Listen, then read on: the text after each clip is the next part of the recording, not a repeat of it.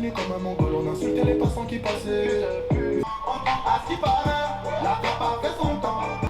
C'est battu en boule, battu en boule. Wesh les gars, c'est comment 30 albums en 30 jours, épisode 20, let's go. Bon, ceux qui me suivent sur Instagram ont déjà l'histoire. En gros, hier, je me suis enregistré, voilà, j'avais écrit la vidéo de Niska, je m'enregistre, je le tourne, tout se passe bien. Au moment où faire le transfert, je capte que ça, là, cette carte SD m'a lâché, elle marche plus du tout. Bref, je pense qu'au bout de 3 ou 4 ans, cette carte SD m'a lâché. Je pense que voilà, c'est normal au bout d'un moment que ça lâche, surtout dans ce mois où elle a servi vraiment tous les jours. C'était trop tard malheureusement pour aller en acheter une autre, donc j'ai dû attendre ce matin pour le faire. Mais vous inquiétez pas, demain je ferai quand même la dernière vidéo. Là, ça décale la fin du challenge d'un jour, finalement, c'est pas très grave. D'ailleurs, merci aux 1200 personnes qui m'ont suivi sur Instagram depuis le début de ce challenge. Si c'est toujours pas fait, ben voilà, fais-le, ça t'évitera d'aller en enfer. Après voilà, moi je force personne, mais c'est vraiment entre toi et ta conscience. Je juge personne. Alors bon, oui, effectivement, j'ai pas tenu les 30 albums. C'est vrai que le challenge s'est petit à petit transformé en combien de vidéos je vais réussir à faire en 30 jours. Bon, finalement, avec celle de demain, ça fera 22 vidéos. C'est quand même, faut le rappeler, l'équivalent de ce que j'avais fait en 2 ans et demi d'existence de la chaîne YouTube. Donc ça va, c'est pas mal. Sachant que sans compter les 2 dernières, on est déjà à 6h20 de vidéos en un mois. Ça fait une moyenne de 21 minutes par vidéo. Voilà, c'est pas comme si je vous avais sorti des vidéos de 3 minutes non plus. Assez fier de ce que j'ai fait. De toute façon, j'aurais pas pu faire mieux. Pour faire plus, j'aurais dû faire le challenge en 50 jours, mais au bout d'un moment, c'est bon quoi. Genre, ça va. Je vous le dis là, ça sert à rien de m'envoyer des messages. Vous ne me verrez plus de tout le mois d'août sur YouTube. Voilà, j'en fais le serment. Ça sert à rien d'espérer. Voilà, c'est comme ça. C'est la vie, vous vous en remettrez tous. Mettez-vous 2-3 verres de rhum et vous oublierez. Voilà, faites comme tout le monde. Bref, aujourd'hui, on fait Niska Commando. Je suis trop content de faire cet album. Un album très important. On va essayer de voir pourquoi il a eu autant de succès, parce que c'est un succès démentiel. On va voir pourquoi c'est un album qui me fait passer de je déteste Niska à j'adore Niska. Et j'essaierai de me poser la question à la fin de est-ce que c'est un classique du rap français. Voilà. Et c'est pas forcément évident. Vous verrez.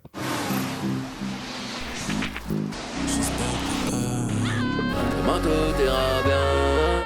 T'as capté, hein? En 2016, Niska sort Zifukuro et je déteste l'album comme à peu près tout ce qu'a sorti Niska. Bon, Matuidi Charo, ça me fait marrer 3 secondes, mais à ce moment-là, je suis même pas en France, je suis en Argentine en échange, donc finalement, j'ai pas du tout vécu la hype comme tout le monde. Personnellement, à ce moment-là en soirée, c'était du Justin Bieber et du Enrique Iglesias qui passaient, pas du tout du Niska. Mais c'était super. Les seules chansons que j'adore jusque-là, c'est des feats, notamment ceux avec Booba, genre MLC, celui avec SCH Million. Mais voilà, c'est plus pour les invités que je les aime que pour Niska. Sauf une exception, c'est Carla Bocca, en featuring avec Gradure, parce que j'adore, écoutez-moi bien, j'adore le refrain, il me rend complètement dingue.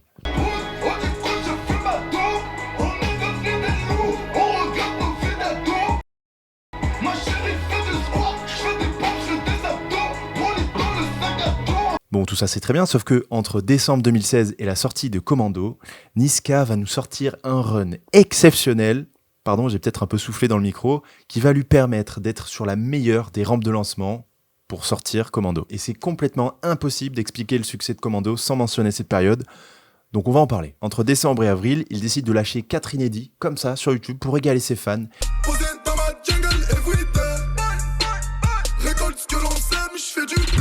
Et déjà, pour moi, il y a un énorme step-up. T'as envoyé Commando. Espèce de bâtard, cherche pas la bagarre, je te préviens déjà, mes gars sont relous. Je suis dans le bail. J'attends que le juge, c'était délibère matin. BOC Bâtard en cours, le chien. et chasse à l'homme. Shoot, balle dans la tête. Shoot, balle dans la tête. Et les morceaux sont tellement bien accueillis que je crois 2 d'entre eux finiront sur l'album. On le sent un peu relâché d'une pression d'un album, voilà, il fait du son pour se marrer, mais en même temps avec une dalle inimaginable. Ok, Zifukuro ça a assez marché, voilà, je crois qu'il fera platine, mais là le prochain truc que je vais vous sortir, c'est bon, j'en ai marre d'être un rookie prometteur et qui ambiance les gens. Non, là je m'apprête à prendre les rênes du rap français, que vous le voyez ou non. Bon, tout ça c'est très bien, sauf qu'en fait, c'est qu'une petite mise en bouche. Parce qu'en juillet 2017, et vous me voyez arriver, il sort le clip de Réseau. Bon, Pouloulou, vous savez. Mais on va s'arrêter dessus parce qu'il y a quand même pas mal d'anecdotes et surtout, il aurait pu ne jamais sortir. Vous allez voir pourquoi. Avant de vous expliquer pourquoi, déjà, arrêtons-nous sur le succès de ce morceau. C'est phénoménal, c'est le 4e single de Diamant le plus rapide depuis l'ère du streaming.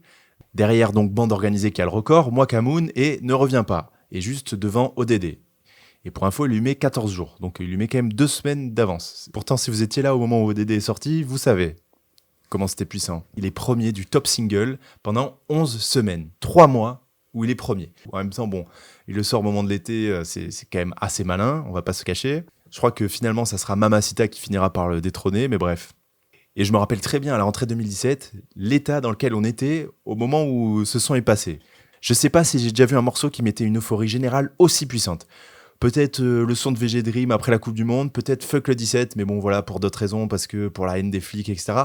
Mais quand le premier Pouloulou partait là, je me rappelle très bien, on posait tous nos verres, on arrêtait tous nos discussions, on se rejoignait au milieu du salon, ou je sais pas où, et voilà, c'était la guerre. À mon avis, ça passait tous les jours sur Énergie, sur Skyrock. C'est écouté par les petits, par les jeunes de mon âge, peut-être par plus vieux. Enfin bref, voilà, c'est un succès phénoménal. Alors pourquoi je vous ai dit qu'il avait failli ne pas sortir ? Tout simplement parce que Niska, au moment où il enregistre, il écoute pas mal pendant une semaine, etc. Et au final, il s'en lasse très très très vite. Au bout d'une semaine, il en peut plus. Il veut plus entendre parler de ce son. Sauf que son manager lui dit, frère, là, on a un tube. C'est pas, il faut qu'on le sorte. Il faut qu'on le sorte en single. C'est très très important de faire ça. Et Niska, il est en mode, bah, frère, moi je vais pas sortir un son que j'aime pas. Ça n'a aucun sens. Sauf que ses potes lui disent pareil. Et au bout d'un moment, il va changer d'avis grâce à son père qui l'écoute dans un trajet de voiture et lui dit, gros, qui lui dira globalement, j'adore ce son. Et Niska se dit, bon, alors là, si mon père, mes potes, mon manager adorent ce son, peut-être que ça veut dire quelque chose. Peut-être que là, on tient un petit truc. Bon, donc il décide de faire un clip, sauf qu'il déteste la première version du clip. Encore une fois, il se dit, bon, j'aime pas le clip, je déteste le morceau. Il y a quand même plusieurs signes qui me disent Niska ne sort pas ce son. Il a hésité à écouter le destin. Sauf que finalement, il appelle William Thomas, donc réalisateur assez connu du rap français. Il lui dit, viens gros, j'ai une urgence, tu dois me faire un clip en une après-midi. Ils ont tourné ça dans une villa, ils ont fait une soirée, truc machin, un truc très simple, voilà, qui va bien en même temps avec l'ambiance du son. Hein. C'est juste une soirée où on se régale. Finalement, bah, vous connaissez la suite. Je pense que Niska peut remercier son daron. Il peut aussi remercier la meuf qui lui a mis un vu et qui lui a inspiré le morceau. Comme quoi, c'est très important de prendre des vents. Ça pousse à faire de la bonne musique. Bref, finalement, avec le succès de Réseau, pas besoin d'en faire beaucoup plus. Il a juste à attendre tranquillement le 22 septembre la sortie de Commando pour tout fracasser. Bon, alors si, quand même, il choisit de dévoiler la tracklist dans un freestyle exceptionnel. Hein. Personne n'a jamais mieux dévoilé une tracklist, je pense. Tu sais pas pourquoi c'est pas sur l'album, tellement c'est bien rappé. Franchement, c'est... Ce run exceptionnel des 6 derniers mois lui permettra de tout fracasser, de défourailler la première semaine. 65 000 ventes en une semaine. À ce moment-là, c'est le record de l'année 2017. C'est n'importe quoi. C'est 10 fois plus quasiment que Zifukuro. À Zifukuro, il était à 8 000. Alors bon, ok, la stratégie, les morceaux inédits, Réseau, etc. Tout ça, ça explique le succès de la première semaine. Mais du coup, l'album, il est bon ou pas ?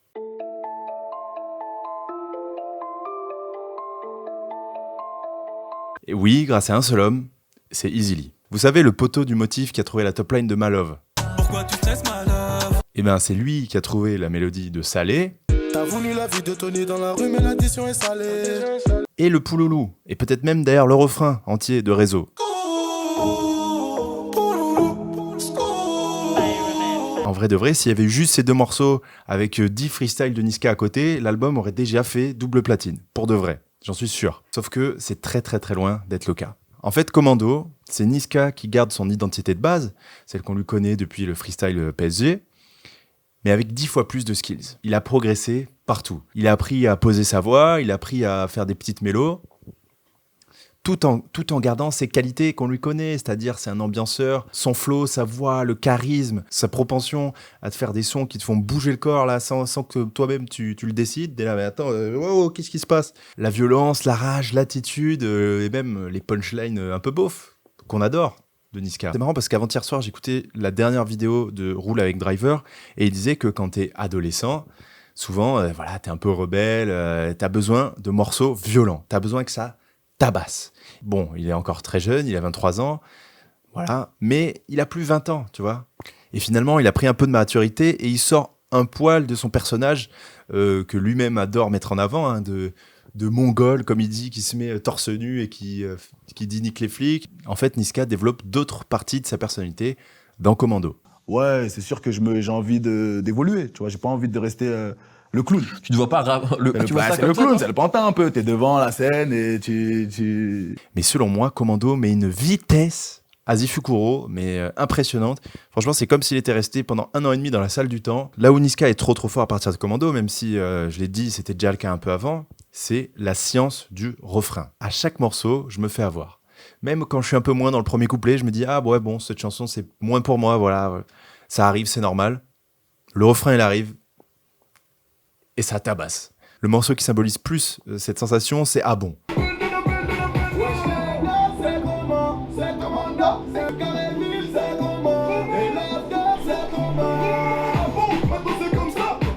Dans la dernière vidéo, je vous avais dit que je détestais la voix autotunée de Sadek. Et bah sur Niska, c'est complètement l'inverse. Je trouve qu'elle est trop bien gérée. Sur les 2-3 effets qu'il fait souvent avec sa voix là, je trouve ça parfait, c'est du miel. L'autotune de Niska, c'est du miel. Et il explique plusieurs fois en interview que c'était grâce à l'entraînement des 2 albums précédents, notamment dans Zifukuro. Dans le refrain de Tuba Life, il dit « À ce qui paraît, la trappe a fait son temps », et en vrai, c'est assez important. Je m'explique. À cette période-là, en 2017, ça fait 2, 3, 4 ans qu'on entend de la trappe tout le temps, que tous les nouveaux rappeurs essayent de grailler sur le mouvement, parce que voilà, c'est ce qui marche, donc c'est normal. C'est exactement comme ce qui s'est passé ensuite avec la drill en 2020-2021. Mais le problème de la trappe, c'est que t'as l'impression que c'est super facile, qu'il suffit de mettre une instru qui tape bien, un flow à l'Amigos, et c'est bon, tu peux faire ton tube. Sauf qu'en fait, non, plein de gens dans les fans de rap qui commencent à se lasser de ce mouvement-là, et qui se disent, mais ça fait trop mal à la tête, il y a trop de trappes débiles, c'est insupportable. Et Niska s'en rend compte, et lui, en tant que représentant depuis 2 ans de ce mouvement-là, il se dit, ok, au lieu de changer nos mouvements, bah, je vais juste le faire mieux que vous, en fait. Et c'est pour ça qu'il essaye de proposer un album archi travaillé, et tu le sens, chaque morceau, il a dû passer des heures à les faire, beaucoup plus que ceux d'avant, je pense. C'est pour ça qu'il a pris aussi les meilleurs beatmakers, en tout cas ceux qu'il faut avoir pour faire des hits, c'est-à-dire Double X, Pyroman ou Pyroman, je sais pas comment on dit, et Easy Lee et Le Motif. Mais avec ces 3-là, t'as déjà, on va dire, le haut du panier en termes de beatmaking en 2017. Alors attention, il fait des morceaux plus aboutis, mais sans non plus perdre toute la spontanéité qui avait fait son succès et son charme.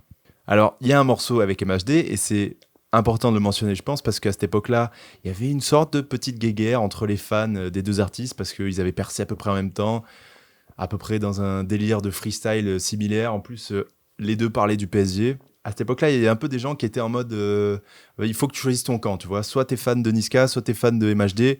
C'est un peu comme le Real ou le Barça, voilà, tu peux pas choisir les 2. Il y avait un peu ce truc-là, voilà, toi t'es plus Matuidi Charo ou Champions League. Donc ce morceau, ils l'ont fait aussi pour dire à leurs fans, les gars, il y a absolument rien entre nous.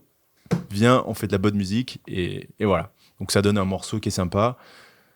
C'est du MHD en 2017, quoi. Hein. Franchement, ça fonctionne. En tout cas, moi, j'aime bien.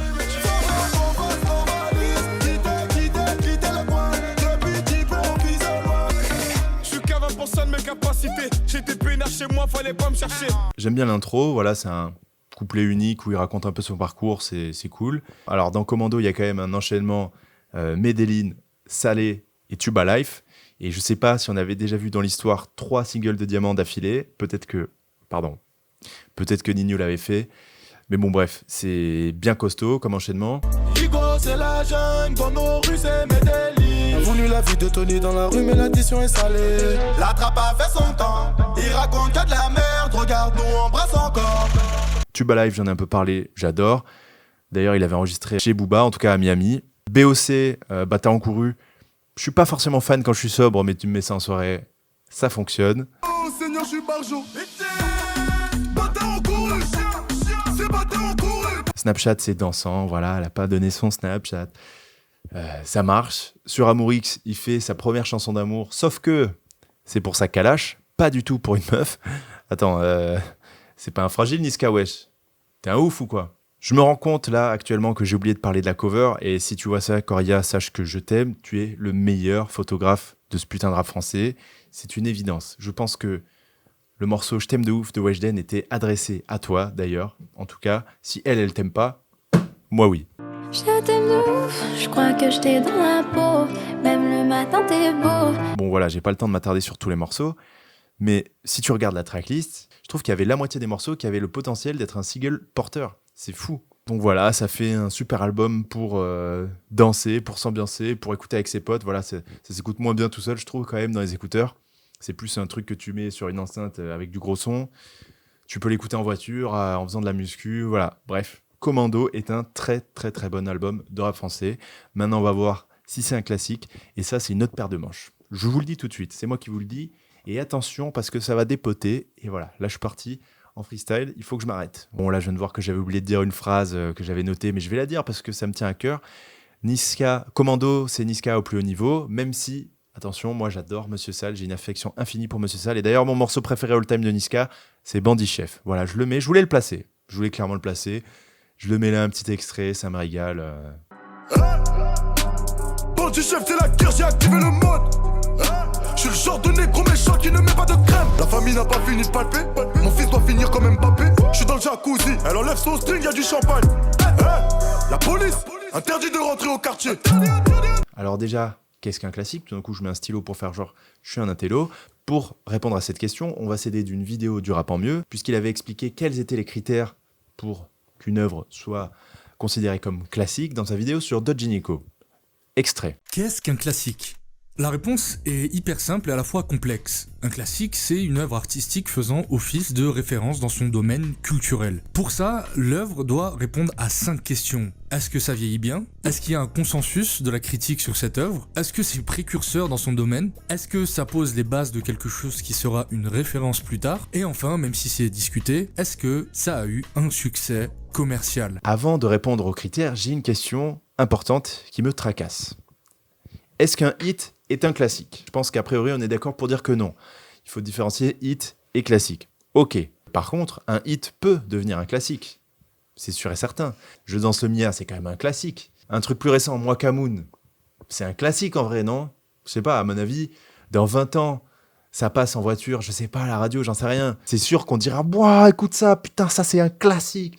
On dirait ça à nos gosses, c'est sûr. Quid de Réseau, de Salé, de Medellin et même de Tuba Life? Comment on fait pour distinguer un hit classique d'un hit juste hit? C'est hyper compliqué comme question. À mon avis, ça serait un morceau que tu peux écouter avec toujours autant de plaisir 20 ans après, et pas que par nostalgie. Je veux dire, tu peux l'écouter dans ta vie normale tout seul, tu vois. Et cet album, malheureusement, il a peut-être eu un succès tellement immense, tellement pharaonique, qu'on est peut-être un peu saoulé de certains morceaux. Ça, c'est évident. Personnellement, je crois que j'en écoute plus aucun aujourd'hui. Si je devais donner mon avis, je pense que c'est un classique de la discographie de Niska, mais pas du rap français. Puis même si on prend les critères du rap en mieux, il répond pas à tout. Par exemple, je crois pas qu'il a été précurseur. Le consensus, je sais pas, il y a des gens qui écoutent pas Niska, donc j'en sais rien. En tout cas, voilà, je crois pas que ce soit un album précurseur de quelque chose. C'est juste un album qui regroupe un peu tout ce qui se fait de mieux en 2017. Bon voilà, en tout cas, c'est mon avis. N'hésitez pas à mettre dans les commentaires si vous pensez que je suis hyper beau et que j'ai raison, ou alors si vous pensez juste que je suis beau mais que j'ai pas raison, ça peut arriver aussi. Pour le classement, je le mets juste derrière Trône parce que j'ai un peu plus écouté Trône. Et en vrai de vrai, c'est juste parce que je dois faire un classement. En vrai, je les mets à égalité. Voilà. Ça fait longtemps que je voulais dire ça. À demain pour la dernière vidéo. Et les fans de Medine, vous pouvez d'ores et déjà commencer votre dépression. À demain. Surtout pour l'album que je vais faire à la place, je pense que vous allez vriller.